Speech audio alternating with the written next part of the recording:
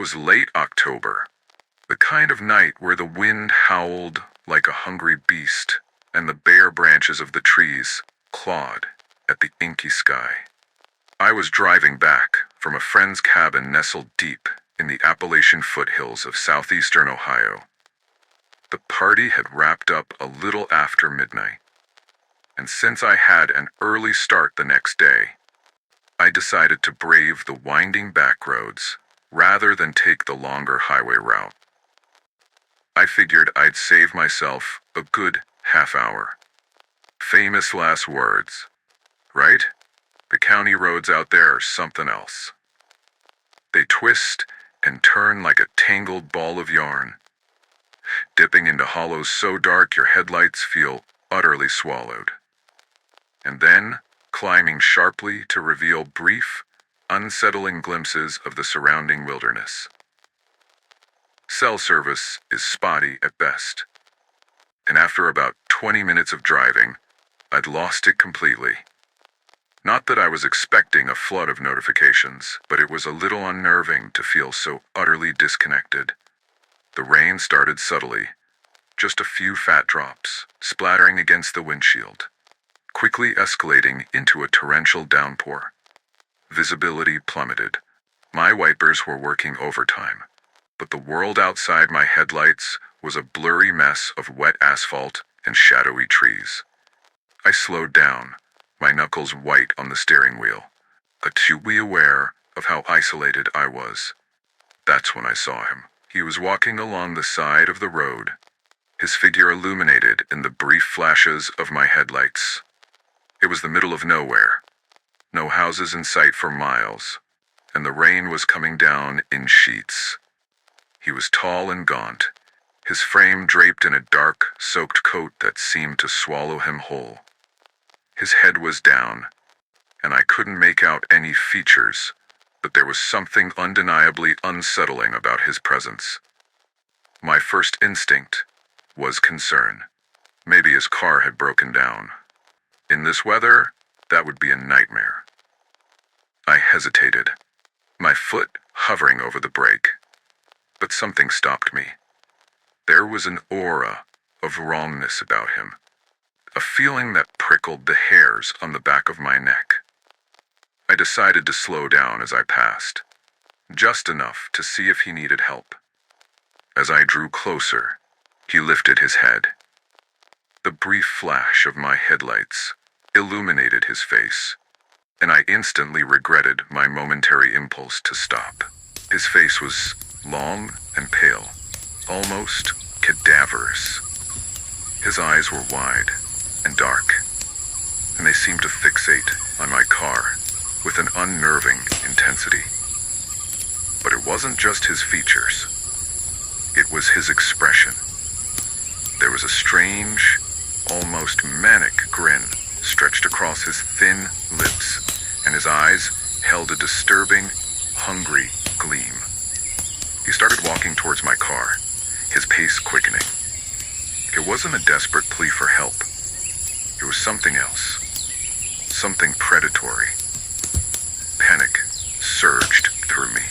I slammed on the accelerator, the tires momentarily losing traction on the slick road, before gripping and sending my car lurching forward. I watched him in my rearview mirror, his figure shrinking rapidly as I sped away. He stopped at the edge of the road, his head tilted slightly, still watching me. That image, that unsettling grin in the pouring rain, is burned into my memory. I didn't stop until I reached the familiar glow of a gas station, about 20 miles down the road. My hands were still shaking as I filled up my tank, constantly glancing over my shoulder. I tried to rationalize what I'd seen. Maybe he was just a hiker caught in the storm, but the look in his eyes, that unsettling smile, it felt far from innocent. I told myself it was just the late hour, the weather, and my own frayed nerves playing tricks on me. But the feeling of unease lingered. For weeks afterward, every time I drove those back roads, especially at night or in the rain, I couldn't shake the image of that cloaked figure and his chilling grin. I started taking the longer highway route, even though it added significant time to my journey. The extra minutes were a small price to pay for the feeling of safety. About a month later, I was scrolling through a local news website and saw a brief article that sent a cold bread through my veins. It reported on a series of strange incidents in the rural areas surrounding where I'd encountered the man. Hikers had reported finding odd collections of small animal bones arranged in disturbing patterns in the woods. There were no signs of foul play involving humans, but the incidents were unsettling enough to warrant a brief mention. Then, a few weeks after that, the news turned darker. A local woman who lived alone on a remote farm went missing. There were no signs of forced entry, no struggle, just an empty house. The police launched an investigation, but with the area being so sparsely populated and the lack of witnesses, leads were scarce. I tried to push it out of my mind, telling myself it was just a coincidence. But the image of the man by the side of the road kept resurfacing. His gaunt appearance, the unsettling grin, the way he seemed to be just waiting. Then came the detail that truly chilled me to the bone.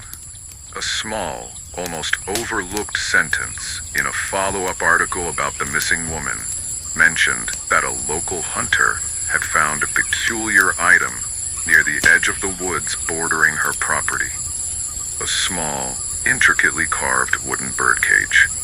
Inside, instead of a bird, were several small, meticulously arranged animal bones. The image of the man on the back road flashed in my mind.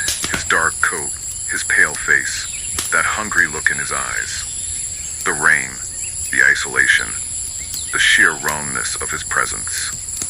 It all clicked into place with a sickening certainty. I never went to the police.